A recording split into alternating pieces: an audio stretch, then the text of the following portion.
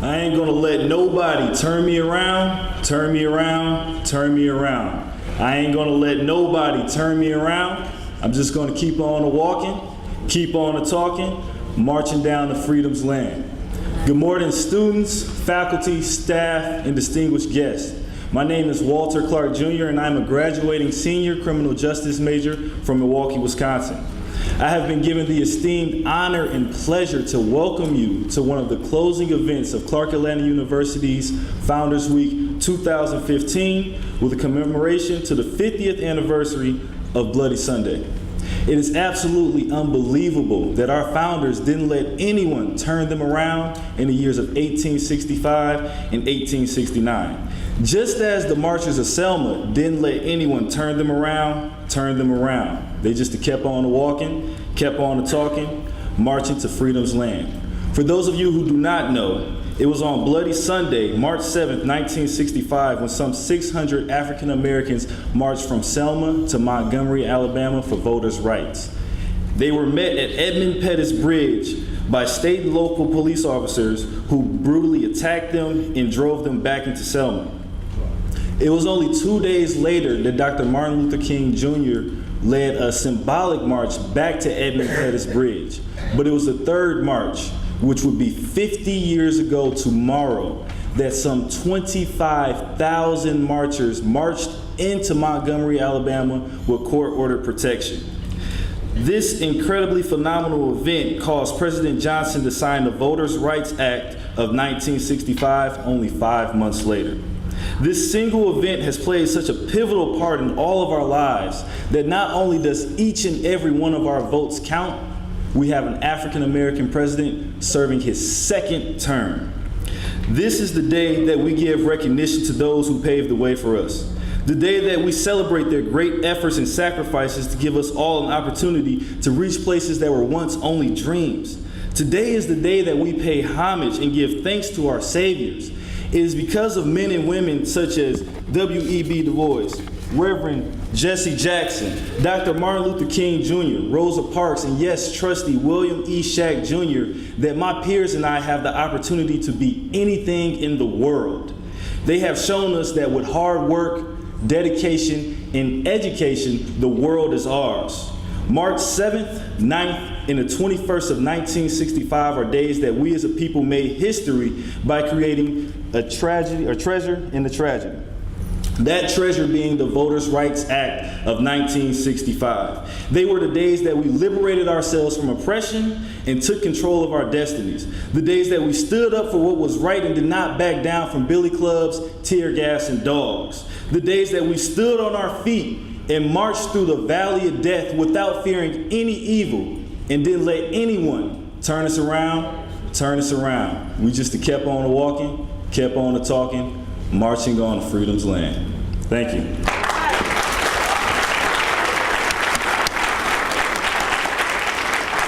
And now, please welcome Ms. Tessix Pearson.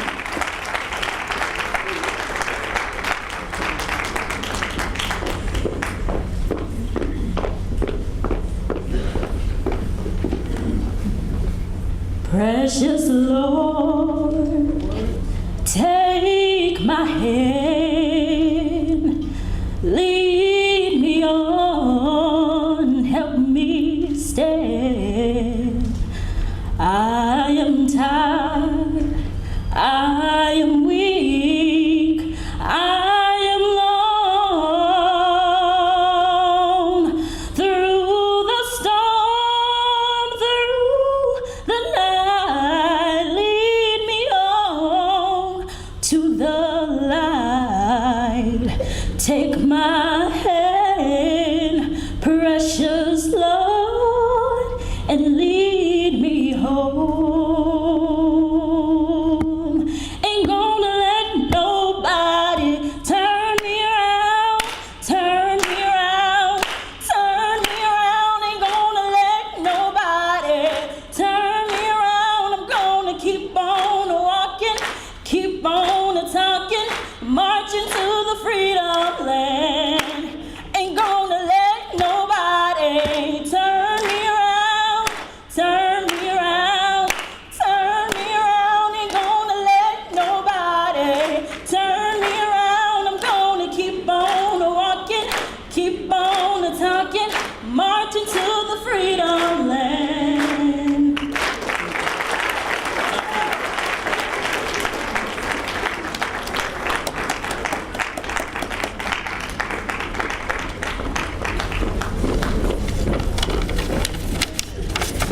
Good morning. That was Tessence Pearson, a sophomore. And some of us have known Tessence most of her life. Her mother was LaWanda Pearson, our softball coach. So very happy to have you here today. Let me mention a couple of other people before I get to the introduction. Let me first acknowledge the presence of your First Lady, my wife, Laverne Ricks Brown.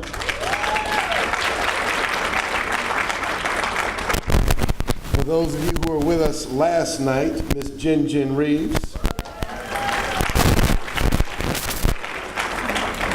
And you heard Mr. Clark reference Trustee Bill Shack, who's been with the Reverend through the entire history of Rainbow Push. Bill Shack.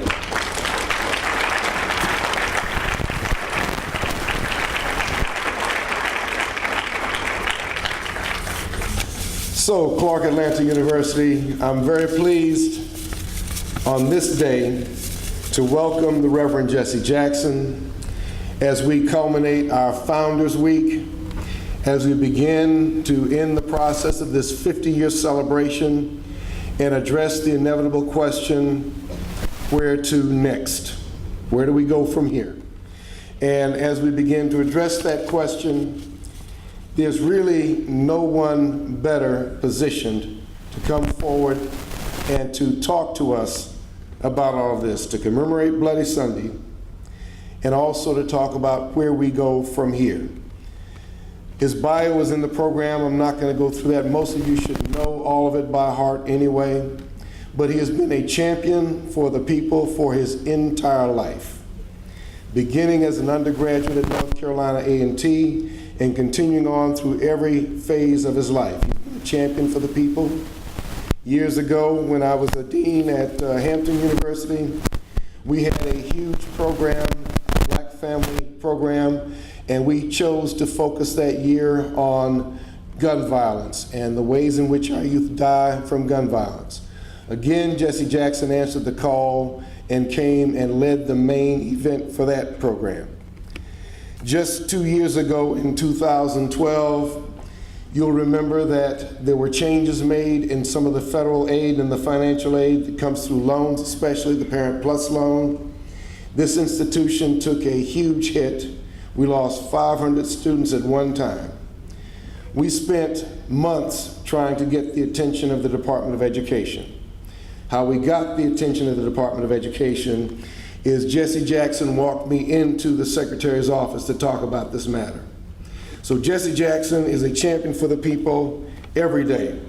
You know the names of the champions that have been with us for a lifetime: King, Young, Lowry, Abernathy, Vivian, Parks, Evers, Randolph, Rustin, Lewis, and Carmichael, or Touré for those who know, Farmer, Fauntleroy, Moses, Nash, Goodman, Cheney, Schwerner, Hamer, Liuzzo, Williams, Bond, Bates, Colvin, and many, many more. We bring to you one who was with all of them at different points in time, addressing the issues of our freedom going forward, our rights to vote, our rights to live and work where we choose to live and work. And so we present to you on this day, on this historic moment, the Reverend Jesse Jackson. Thank you.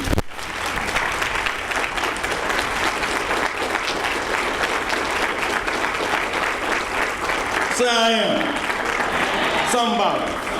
I am somebody. Respect me. Protect me. Never neglect me. I am somebody. My mind is a pearl. I can learn anything in the world if my mind can conceive it and my heart can believe it. I know I can achieve it. Stop the violence. Save the children. Stop the violence. Save the children. Keep hope alive. Never surrender. Keep hope alive. Never give up. Keep hope alive. Never surrender. Clock Atlanta. #1. Let me hear you scream.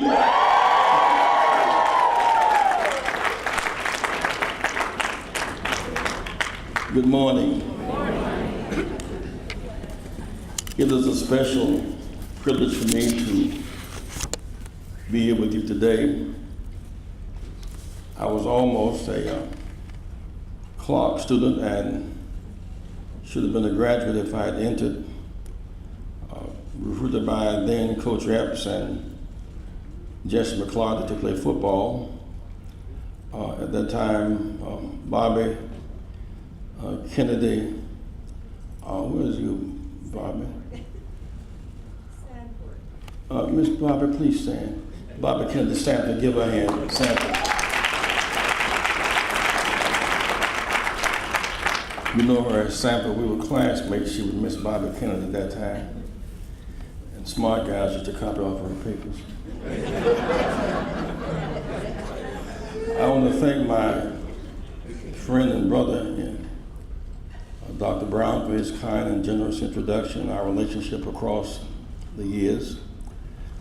I was blessed to have known Bishop Henderson, for whom this building is named. Dr. Brawley was the president of the university at that time. It was Clark College. Of course, Bill Shack was a board member, a close friend, businessman, scholar, athlete, activist. He is the fountain of water that keeps on coming forth. I want to give Bill Shack a big stand. Bill again, he's a giver. Put your hands together.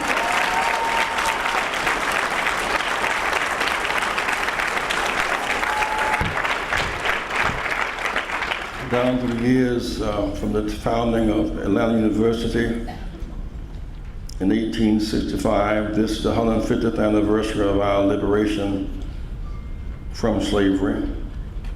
You've been a part of this 150-year journey from slavery to freedom. We are free, but not yet equal.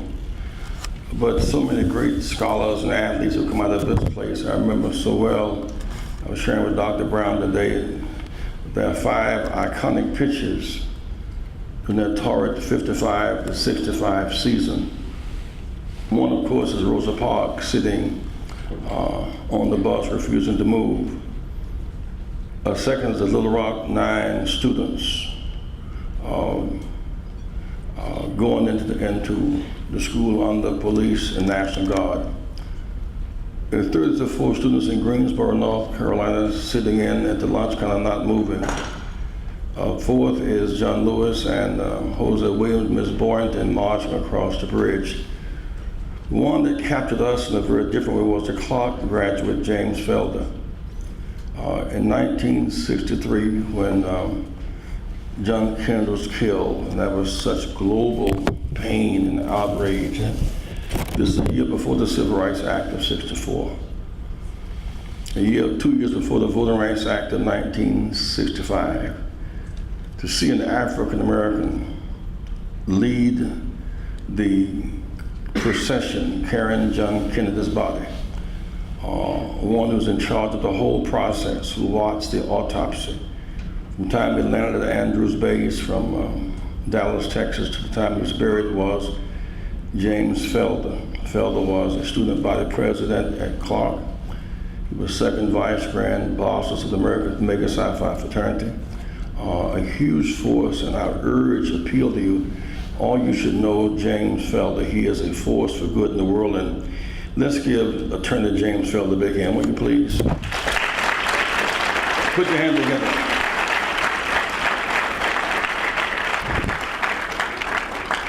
I was asked to address in some measure today, Selma, 50 years later, or across the bridge 50 years later. I had some anxiety about going back this time, though I'd been 48 times before. One was, I feared that there would be thousands of people there, most of whom were not registered to vote. And that was a kind of painful feeling, and it was true. Second, that there would be those who would think that we won the right to vote in '65 and still had it. We do not. It was gutted in 2013. And third, that there would be so much fun and excitement, there'd be a radical disregard for poverty. Dr. King's last campaign was not the right to vote, it was the poor people's campaign. I'm concerned that in Selma, Ms. Boynton, who invited Dr. King to Selma as head of the Dallas Voters League, she herself had gotten the right to vote in 1932 when Dr. King was 3 years old. She is now 104 and still fighting, still very articulate, still very cogent. But Mrs. Boynton's house that she lived in at that time, when I went to visit Dr. King in Selma, he was staying in her house. He couldn't stay in a hotel or motel at that time. The house is now boarded up. It's condemned. And down the street from where she lived, the houses, many of them don't have indoor toilet facilities and have bathrooms or toilets in the backyard. So with all of the excitement about walking across the bridge with Edmund Pettis behind it as the words, 40% of people in Dallas County are living in poverty. So what does it matter if you have the right to vote and can't use the toilet?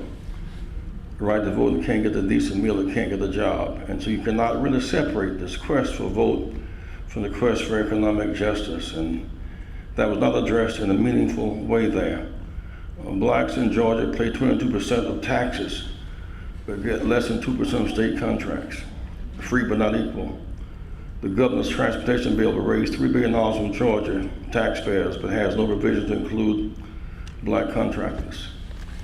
In Georgia today, the poorest county has the least return on buying lotto tickets, living on lotto and luck, not on jobs and economic development. So there's work yet to be done. The movie Selma gives the impression that once a negotiation took place between the leadership and some demonstration of Dr. King that we all was about beyond the bridge was the right to vote. It's not quite the case. I'm anxious to have some Q&A when we will finish today, Dr. Brown. One, when we marched across the bridge in 1965, we were freed in 1865 after 246 years in slavery, 246. The 15th Amendment, the right to vote in 1870. The mistake made was we left the former slave masters in charge of implementing the Voting Rights Act. They had no motivation to implement the Voting Rights Act because there were more slaves than there were slave masters. So they frustrated the process for 95 years to 1965.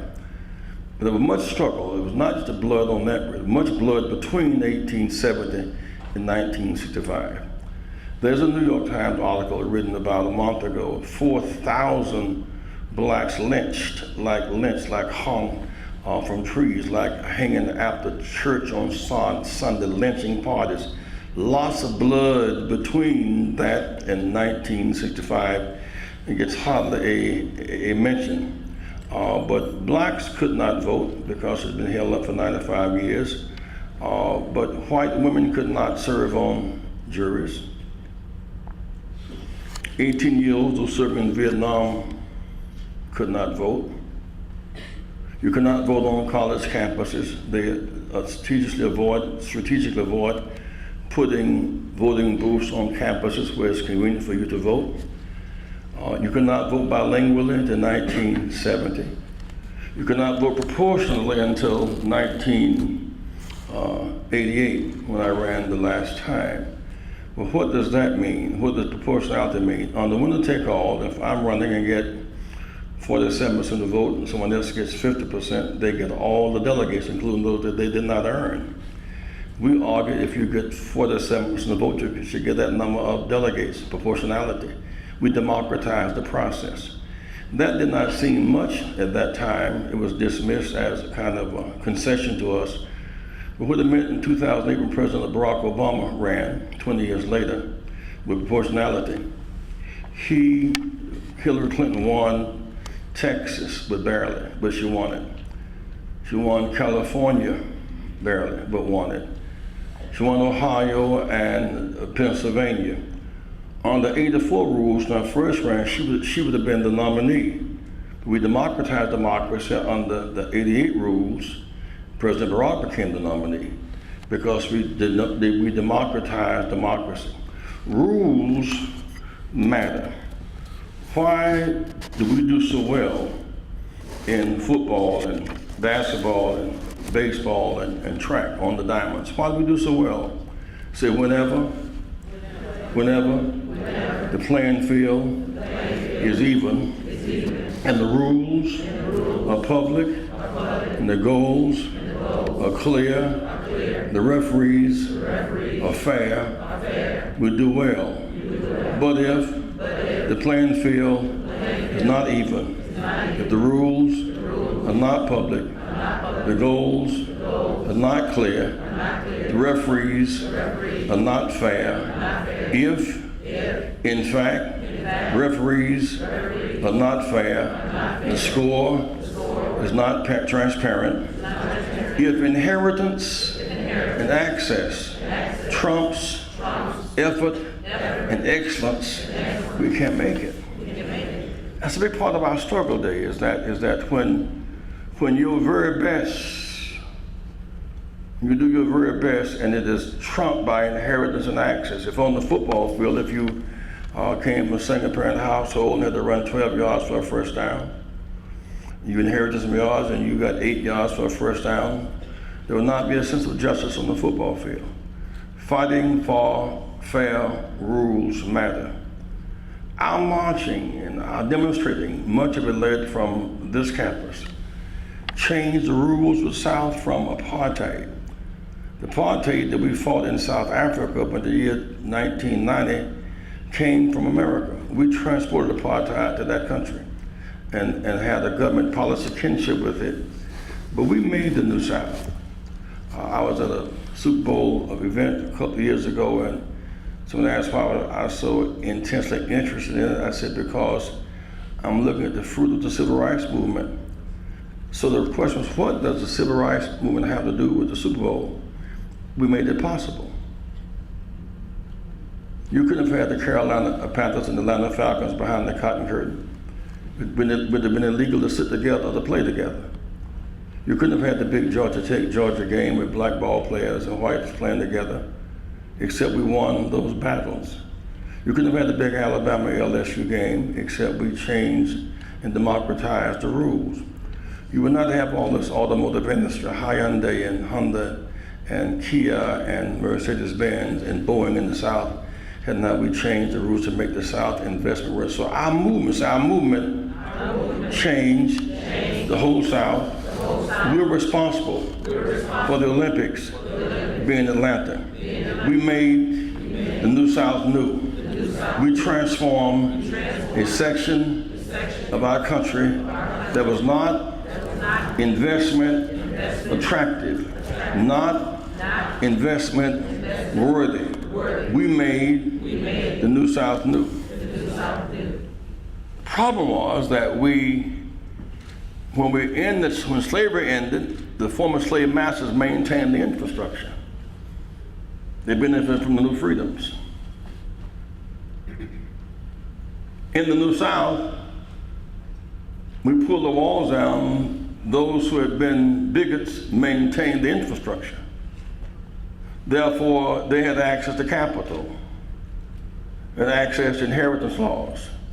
So they inherited the auto dealerships. There's not a single beverage franchise owned by African Americans in America today. Not Coke, not Pepsi, not one in America today. There's more in the drink than the taste. The 20,000 auto dealerships, 246 are African American. 4,000 GM dealerships, 36 are African American. We have inherited the right, the freedom to buy. Say no people should ever spend more than they make and vote less than they have. You should never spend more than you have and vote less than you have. If you spend more than you have, you're volunteering for debt slavery. If you vote less than you have, you're not leveraging your power to change your predicament. And we're operating too much on that theory.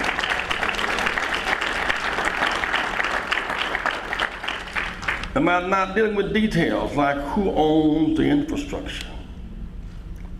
who has the education to take advantage of the new day.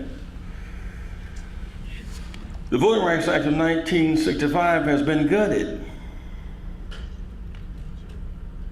I heard too little about poverty in Section 4 at the voting right at the march. I looked up on the stage and saw the governor of Alabama, who supports the case to gut the Civil Rights Act of 65 in 2013. He's sitting on the stage, and Alabama got a $120 million government grant for education, but using it for prison upkeep. To sit on the stage, but refusing $10 billion in Medicaid money, then he's sitting there as a great pretender. I watched the granddaughter of a bigot who responsible for people dying, George Wallace, sitting on the stage. There's some sense that we have gone past the details that matter in this quest for equality.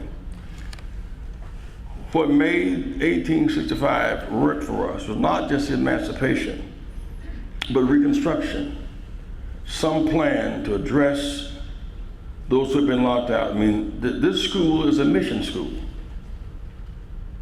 The mission was to lift up those who are locked out.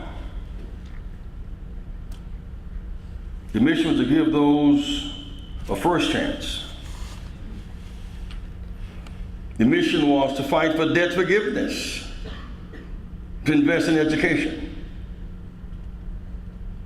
The mission was to give you a rope and a ladder to pull up on, assuming that you would not self-destruct, that you would not choose poverty over physics. That's the assumption. That you would have the sense to know the struggle is not over. That you would have enough will to know that deep water does not drown you. You drown when you stop kicking. The will to fight back.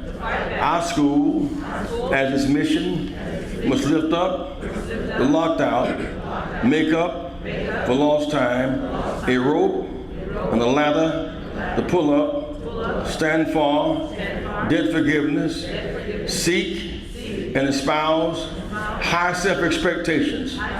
Deep water does not drown you. You drown when you stop kicking. The struggle is not over.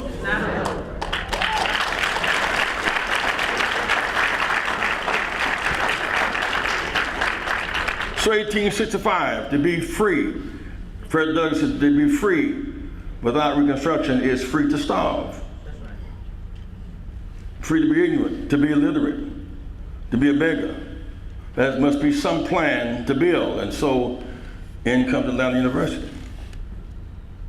In comes Clark and Wilberforce. In comes these schools.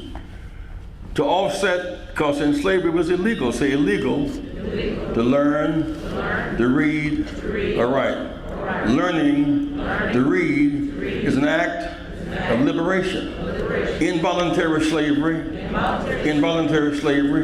slavery against your will is illegal. Voluntary slavery is absurd.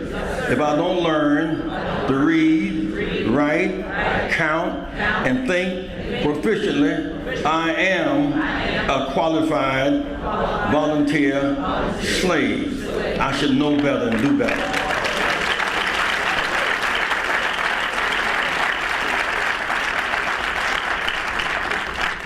But what made it work was that we could not trust the slave masters to oversee the freedom of their property. A lot of talk these days about reparations. One reason it's hard to get the reparations because the slave masters got the reparations. They got paid for giving up their property. If you had 100 slaves, that was your most valuable asset. To avoid your further conflict, you had to give up your property, and we were their property. Now you put them in charge of the right to vote, and you got 100 slaves, and you got 3 or 4 slave masters. They had no incentive for the right to vote. And there was more kinship between the Southern Confederacy soldiers and their relatives who were the Union soldiers up north. So by 1877, they cut a deal. The biggest part of the deal, Barbara, was they removed the troops. So when You remove the troops, the vulnerable are not protected. That's why troops are still in South Korea, to protect South Koreans, our allies, from North Koreans who might attack them. So we have military support in Israel because it's to protect our ally from those who may attack them. So we have troop protection for our allies in Israel, in South Korea, in Europe, for NATO, but no troop protection for those who are due the greatest reward for working the hardest and the longest, the least wages, and the most insecurity. And so, but we had 12 years of troops, and they removed the troops. Then came the night riders and the lynchmen. Here came the hanging squads, mostly living in rural areas. You could not defend or protect yourself. Then came the organized and the prison gangs as a way of indentured servitude. And by 1896, the law chipped in and made apartheid illegal. So 1865, we're set free. By 1896, apartheid becomes legal. So long as we had troops, we could build schools like Atlanta U. So long as the troops were there, we could build houses, we could marry for the first time, we could build families, we could have banks, Howard University, we could have hospitals. So long as ex-slaves had troop protection, we could grow. In 1965, what was killed by the Voting Rights Act was not just the right to vote. We had the right to vote since 1870. The unprotected right to vote. You could vote if you could tell how many bubbles are in a bar of soap, or how many jelly beans are in a jar, or risk your job, or risk your life of being audacious enough to dare to try to vote. When I look at many of the pictures of Dr. King speaking at the March on Washington, and your generation gets snippets of it, he gives his oratorical climax and his magnificent voice and the eloquence and the elocution. But what's missed the day he gave that speech, we were in jail in 200 cities across the country. I left jail to go to the march. The day he gave that speech, from Texas to Florida up to Maryland, we couldn't use a single public toilet. PhDs and lawyers and doctors had to use the toilet behind trees to relieve their bodies, or turn away while some woman relieved her body. The day he gave that speech, our senior class, well, we could not take pictures on the lawn of the state capitol in South Carolina, but dogs could. The day he gave that speech, black soldiers had to sit behind Nazi prisoners of war on American military bases. The day he gave that speech, our money was counterfeited. We could not buy ice cream at Howard Johnson. We could not rent a room in Holiday Inn. The day he gave it, we were living in a party. He dreamed of overcoming the substance of alienation, and that which kept us structurally limited. Or how can I make that make sense to you? You put two seeds in the ground of equal strength, and you water them both. They tend to grow about the same height, same seed. But you would put a wall between them. One grows taller, sweeter fruit, and multiples of fruit, and one is more limited, stunted, maybe even barren fruit. What makes the bigger one better? It's not superior by its DNA. It has something called photosynthesis. Sunshine makes it grow. When the walls come down, when the walls come down, we can all grow. We demand that the walls come down and stay down. We want to grow and build and grow and build, and we will not surrender.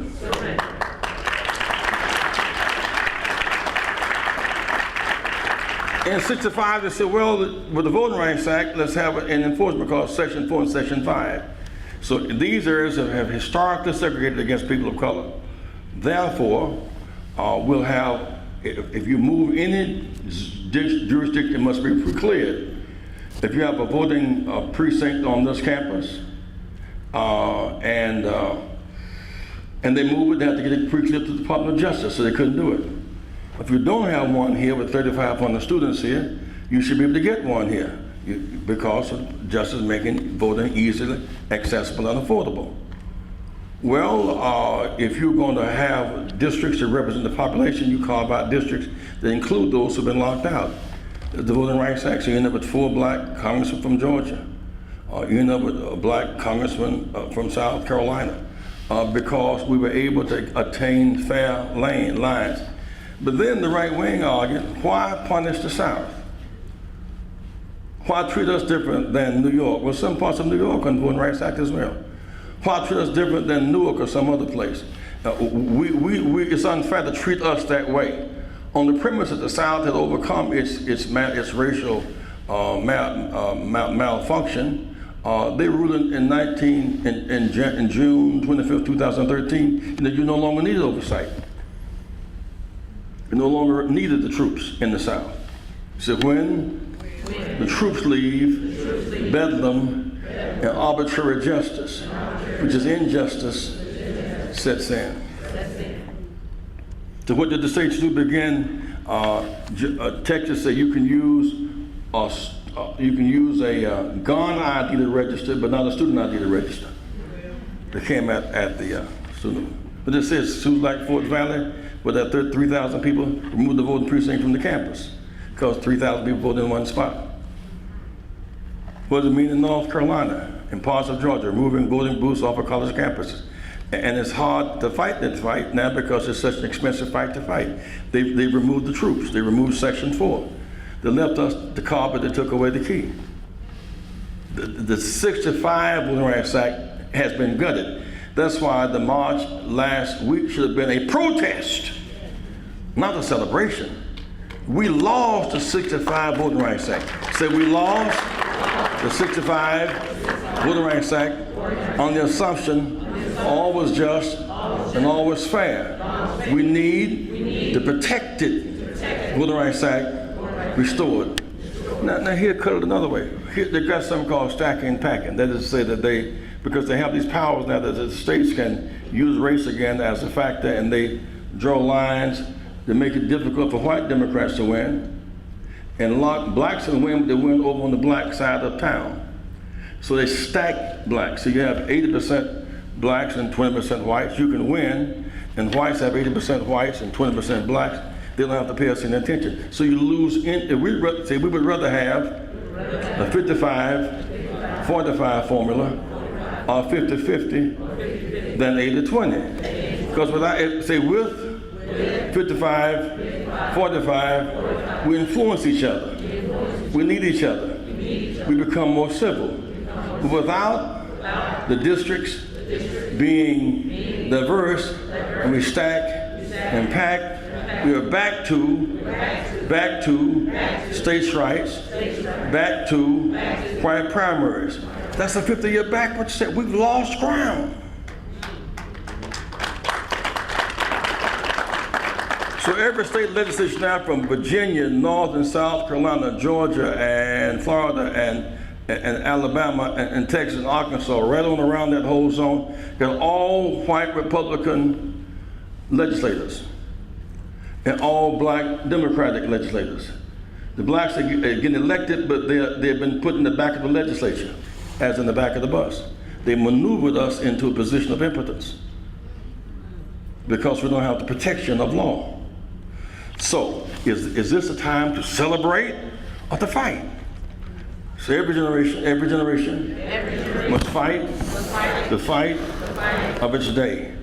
But to fight the right fight, your mind must be clear, and you must be courageous and determined.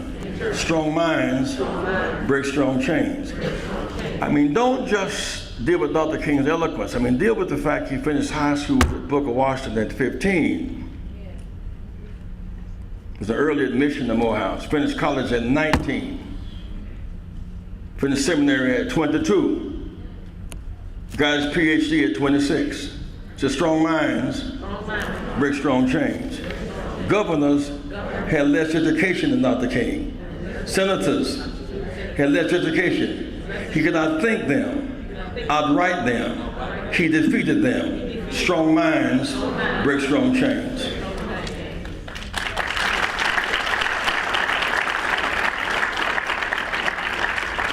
So today we have the fight of these legislatures. The big battle Dr. King fought was to end states' rights. But they always want to undercut the federal. Well, we don't want federal money from up north. The highways are 90% federal. The airport is federal. The seaports are federal. The research money in the university is federal. The hospitals, 75% federal. The military bases are federal. They don't want federal money for the poor. They want to reject Medicaid. How can a state with a quarter of its population like Georgia, this poor, turn down $10 billion? The richest Christians are the most anti-poor people in the country. What a contradiction. So we the people, to be moral and just, must defend the poor and deliver the needy and set the captive free. If you're confused about the struggle is in past tense, look at the bloody face of Martise Johnson, UVA. And check when I found the most tragic thing about his being, as he was being beat, y'all saw on TV, right? And bleeding, he was, I'm a student at UVA. Like, so what? Who are you? Said, well, I'm at Clark, a UVA, a UCLA, a Harvard. If I'm Professor Gates, they can lock me up in my own house until we deal with racism as a sin and a mental weakness and wickedness. We will all rise and fall together. We don't wear our degrees on our face. We wear our pedigrees on our face. We must fight for racial justice.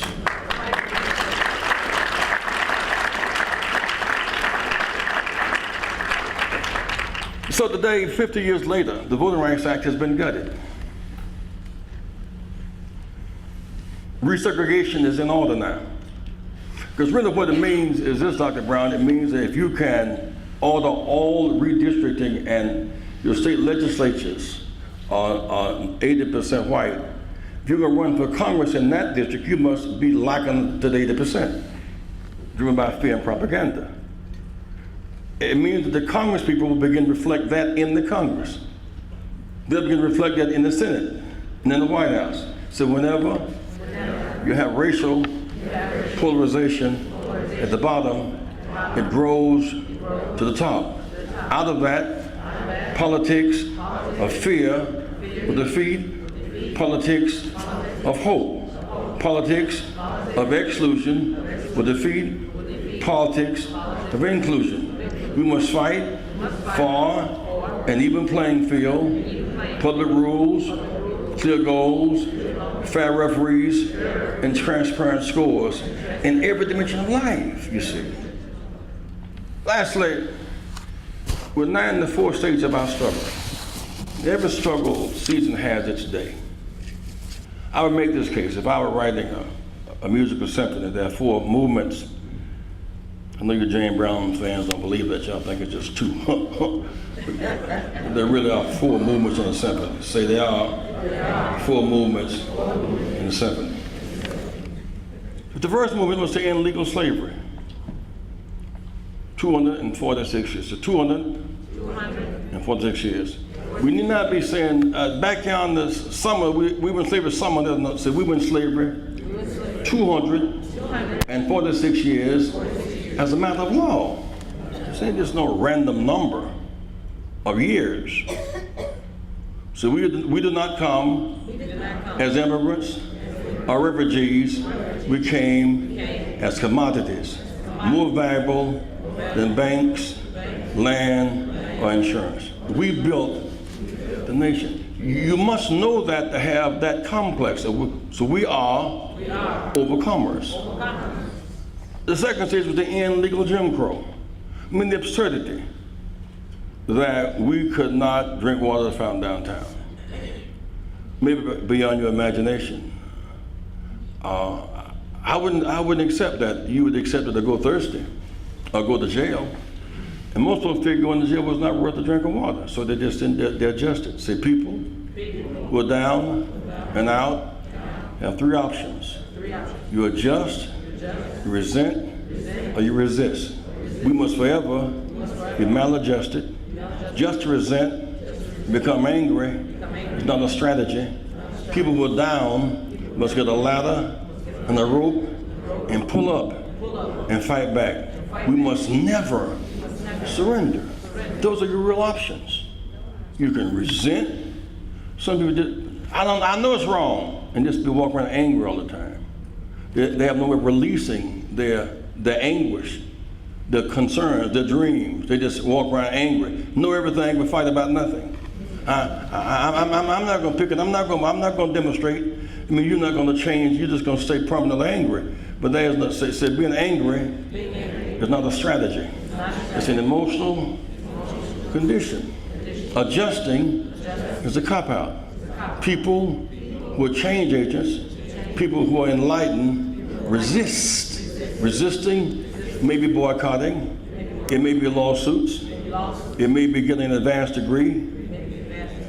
People who are resisting may demonstrate, may go to jail, they may be a martyr, but they never adjust.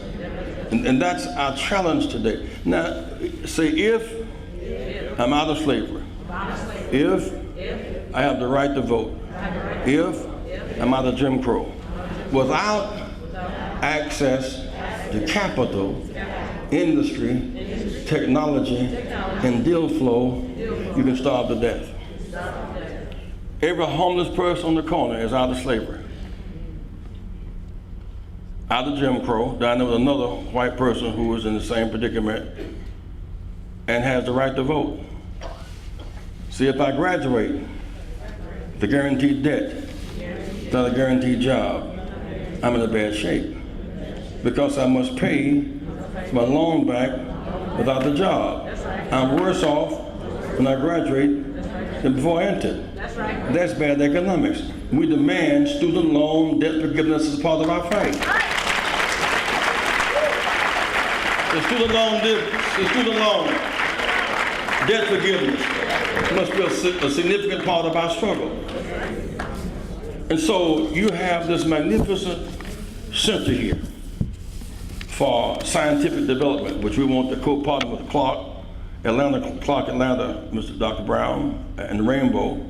We went to Silicon Valley. We have Apple and eBay and Google and Microsoft. The top 20 companies have 189 board members, 36 white women, 3 blacks, 1 Latino. Apple, number of blacks on the board, none. Microsoft 1, the chairman of the board was from Florida A&M.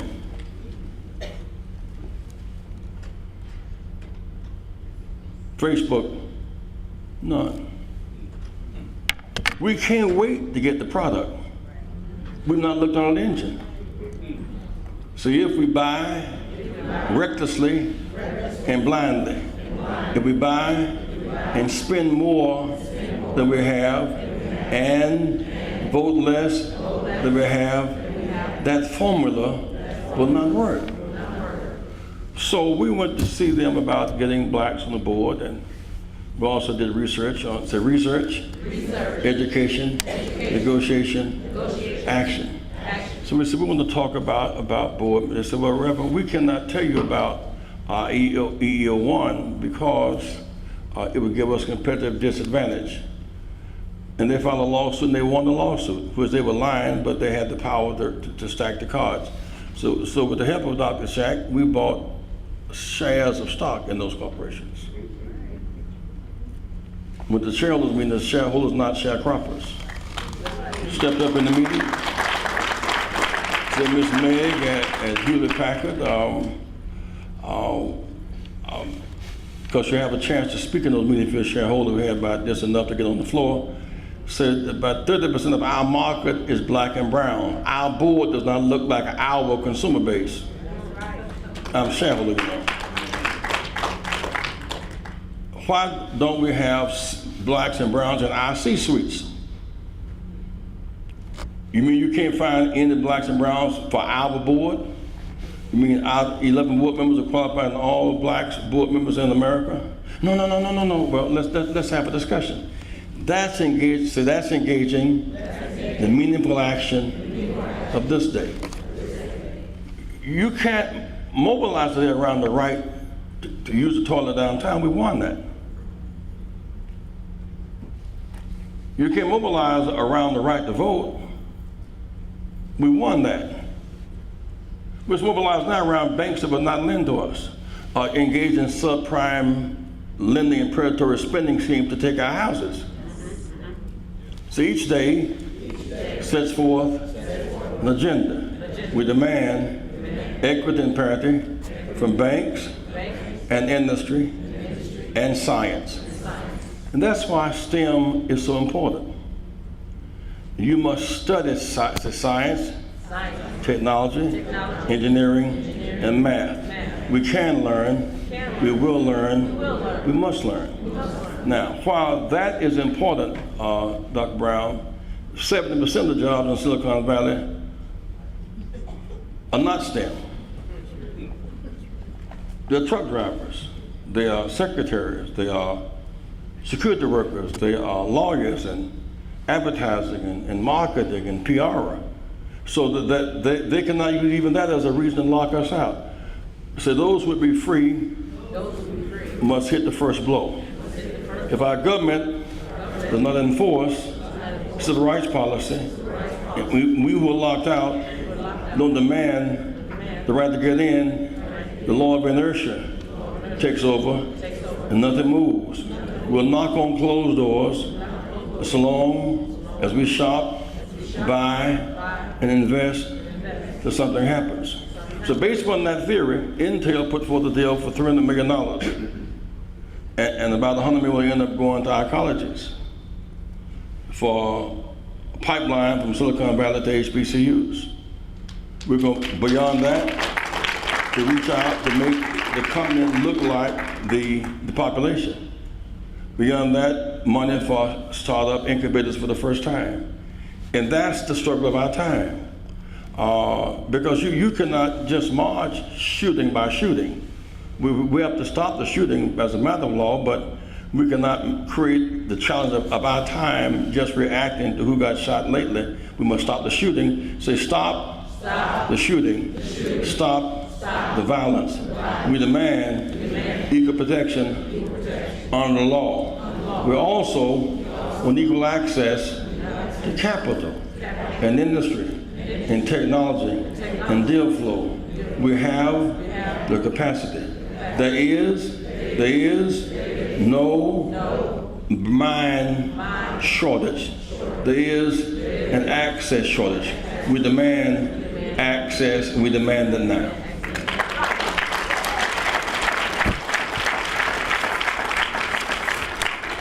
Your development, your entrepreneurial development Center for Innovation, we should talk about that today before we leave because that's the real deal.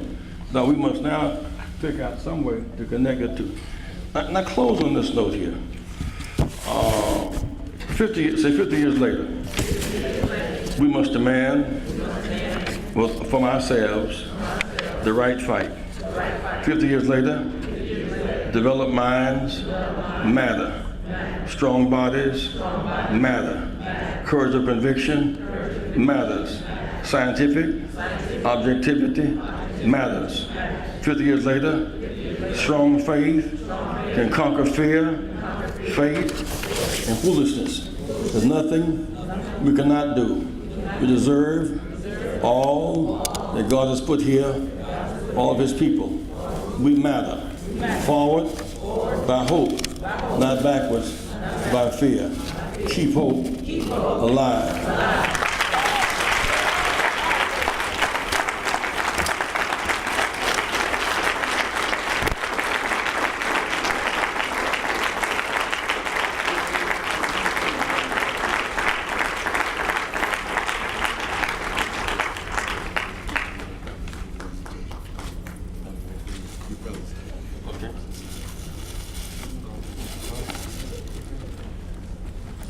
Reverend Jackson, I want to thank you for coming and sharing with our students here. These are the conversations we have been having on this campus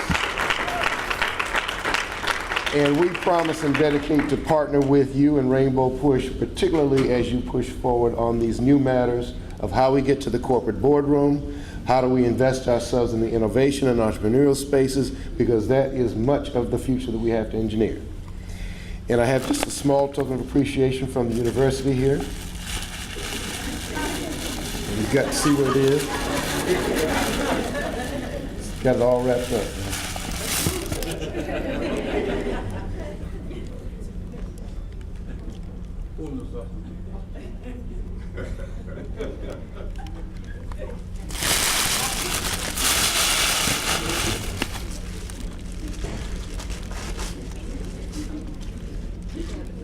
A lot of paper on there. You did notice the color of the paper, did you not?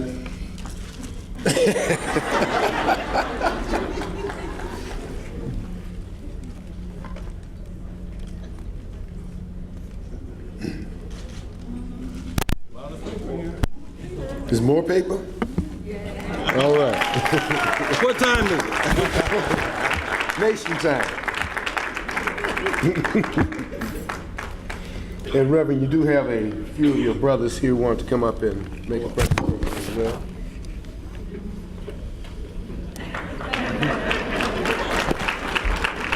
Any cappers in the house? Any apples in the house? Don't be ashamed. Get your out. Well, put up that gang sign. I saw that.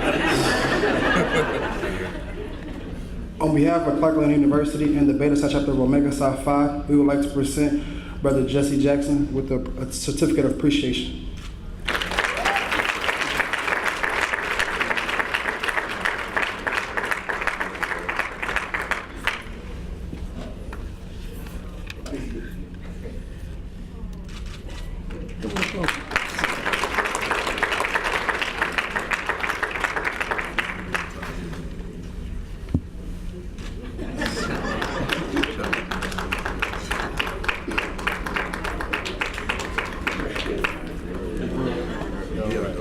Don't be up there, Mark.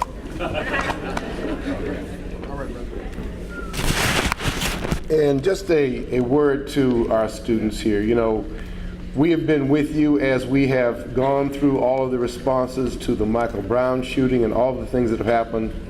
And your SGA president will tell you that the conversations have gone to exactly what the Reverend said. We just cannot keep reacting simply to who got shot last. We've got to begin to talk in a very serious way, both on this campus and in your future lives, about what we do about changing the factors that impact our lives every day. And how do we become a part of the game that enables us to be creative, that enables us to take charge and create power. Those are the lessons being taught here today. And Reverend, I thank you very, very much. Let me just make one more plea. Please Google James Felder today and in your classes. He is a distinguished graduate of the school, student body president, around 59, Bobby? 56?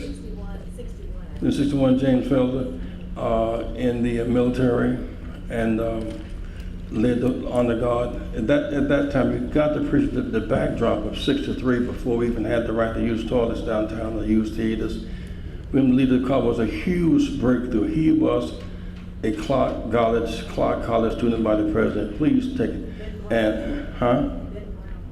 And Ben Brown, correct.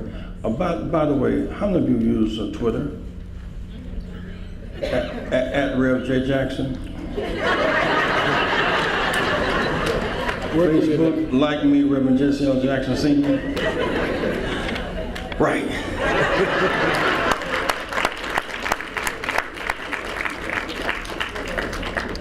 Will everyone please stand with me? Thank you. Okay.